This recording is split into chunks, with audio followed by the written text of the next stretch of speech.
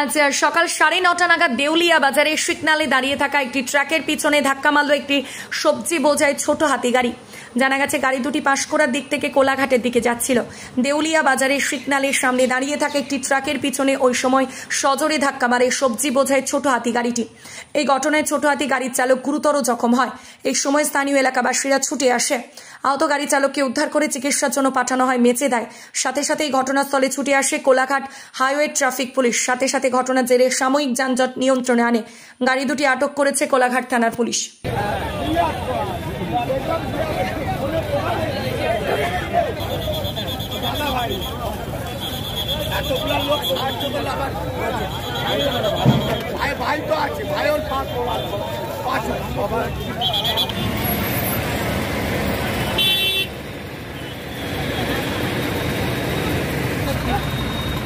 Indio.